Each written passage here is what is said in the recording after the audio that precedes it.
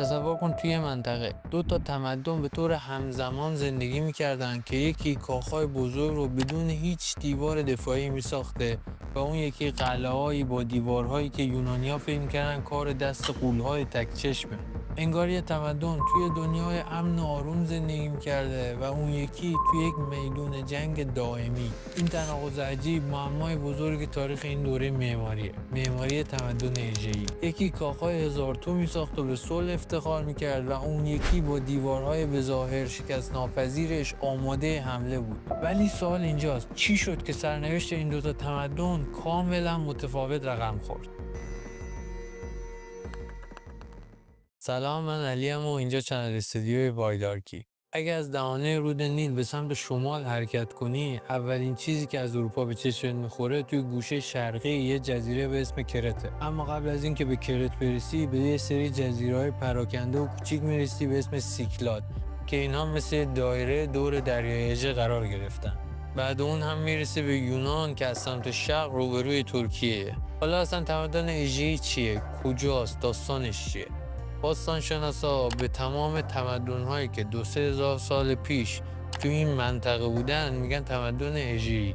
این تمدن 3 تا بخش اصلی داشت که با هم یه جور فامیل بودن اما کاملا با هم فرق داشتن. یکی تمدن مینوسی بود که مال جزیره کرت بودن. یکی تمدن سیکلادی که توی جزیره‌های کوچیک زندگی می‌کردن و سومیش تمدن هلاسی که مال خود یونان حساب می‌شد. هر کدوم از اینها هم 3 تا دوره داشتن: کهن، میانه، جدید.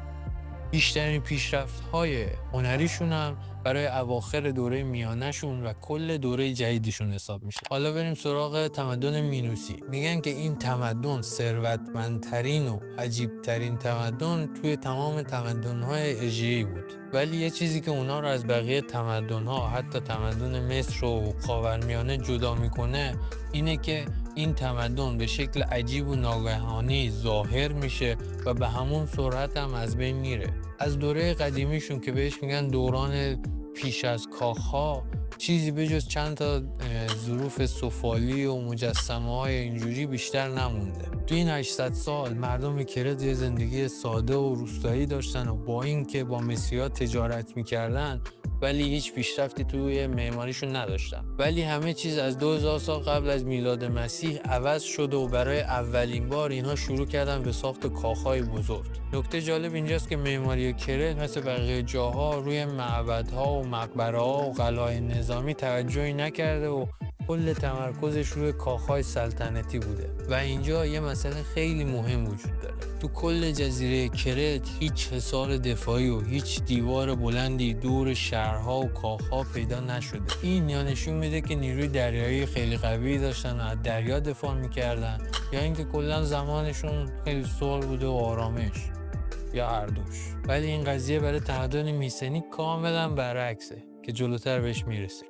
دوران طلایی مینوسی‌ها وقتی شروع شد که کاخ‌ها رو از دوباره ساختن. این کاخ‌ها که دوباره برای پادشاه و خدمش ساخته شده بودن خیلی بزرگ و راحت و زیبا بودن. پادشاه کرت برعکس فرعون‌های مصر خیلی در دسترس بود و کاخش هم برای عموم مردم آزاد بود و همین باعث میشد که کاخ توی هسته مرکزی شهر باشه و مردم راحت بتونن توش رفت و آمد کنن. کاخ مالیا رو اولین کاخ شهر کرت میدونن. اینجا کاخ‌ها رو دور یه میدون یا یه حیاط مستطیل شکل می ساختن که اون حیاط قلب تپنده مجموعه بود. برخلاف قصرهای بین النهرین، حیاط اینجا یه میدون عمومی بود که محل برگزاری نمایش‌ها و ورزش‌ها بود و ارزشش از خود ساختمان‌های اطرافش هم بیشتر بود. اما بزرگترین کاخ مینوسی کاخ کنونوس بود که روی تپه کم ارتفاع و توی دامنه تپه‌های مرتفع ساختنش. این کاخ نقشه از پیش طراحی شده‌ای نداشت. قسمت‌های مختلف این کاخ کم کم با هم رشد می‌کردن و حیاط مرکزی نقش یک سازماندهنده اصلی رو ایفا می‌کرد. حالا باحالیش اینجاست. انقدر نقشه این کاخ پیچیده بود که وقتی یونانی‌ها برای اولین بار دیدنش بهش گفتن هزار تو و اسم هزار تو رو براش گذاشتن و کلاً افسانه هزار تو از همینجا گرفته شده. حالا بریم سراغ تمدن میسنی. بقایای این تمدن برعکس کرت خیلی ویرانتر و نامشخصتره. احتمالا یونانی‌های اولیه همزمان با ساخته شدن کاخهای کرت وارد یونان شدن و این تمدن مینوسی ها تاثیرش رو روی اونها گذاشتن. اوج قدرت میسنی ها همزمان شد با دوره اوج معماری کرت.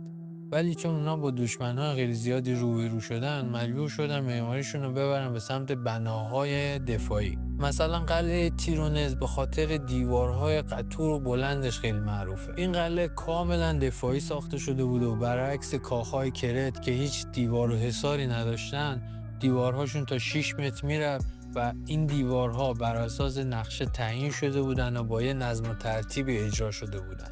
یونانی‌های دوره بعد این دیوارها رو کار دست سیکلوپا یا اون غول‌های تک‌چشم می‌دونستن و اعتقاد داشتن که آقا این دیوارها انقدر بزرگ و عظیمن که از دست انسان بر نمیاد ساختنشون. یکی دیگه از آثار مهم میسنی ها دروازه شیران توی میسنه که از 2 سنگ عمودی و 1 سنگ افقی روش ساخته شده. بالای سنگ افقی یه فضای مثلثی خالی وجود داره که باعث میشه وزن کمتری به سنگ پایینی وارد بشه و این فضا با یه سنگ پر شده که روش نقش 2 شیر حکاکی شده.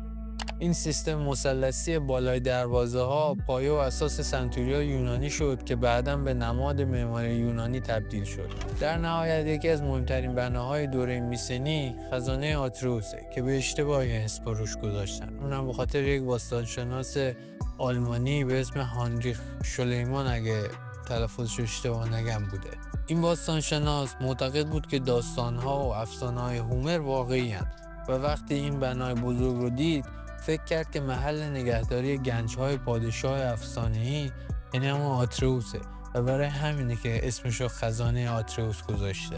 این بنا یه مقبره دایره شکل بود که با یک راهرو بلند بهش میرسیدی. شکل شبیه لونه زنبور بود و یه گنبد بلند داشت که با قرار گرفتن سنگ‌ها روی هم ساخته شده بود. این بزرگترین بنای باستانی بدون استفاده از تیرهای داخلی بود که ارتفاعش به 12 متر میرسه. به طور خلاصه معماری میسنی یک معماری استحکامی بود که برج و بارو و دیوارهای عظیم و بلند توش نقش اصلی رو ایفا می‌کردن. این نشون میده که میسنی‌ها با دشمنان خیلی زیادی درگیر بودن، برعکس مینوسی‌ها که هیچ حصار و دیوار دفاعی نداشتن. کلاً سعی میکنن تمام اطلاعات و مهارت‌هایی که یه دانشجوی معماری توی لول اپ کردن خودش نیاز داره تو این چنل در موردش صحبت کنم و محتوای پرکیفیت بسازم.